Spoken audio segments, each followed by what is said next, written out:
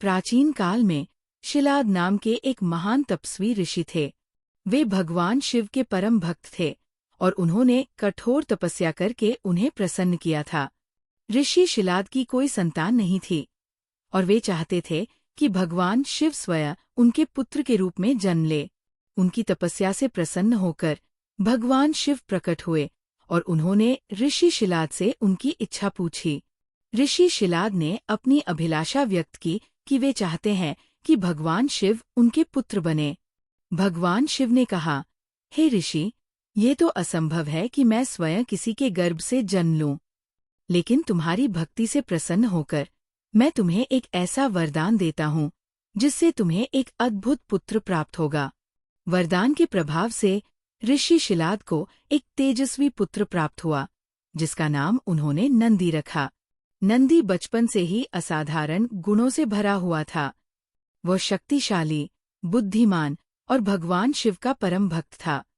नंदी ने अपनी युवावस्था में ही वेदों और शास्त्रों का गहरा ज्ञान प्राप्त कर लिया था।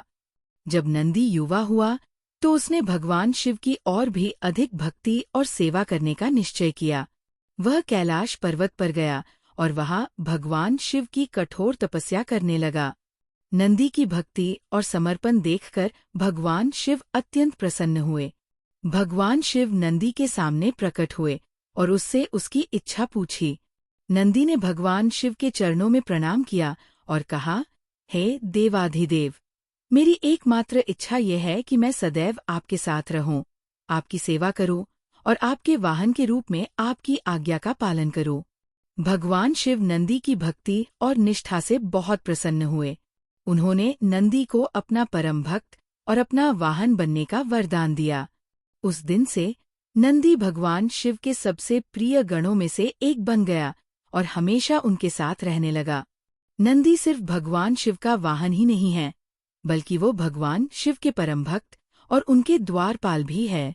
कैलाश पर्वत के प्रवेश द्वार पर नंदी हमेशा विराजमान रहते हैं और भगवान शिव के दर्शन करने आने वाले सभी भक्तों के लिए उनकी अनुमति आवश्यक होती है।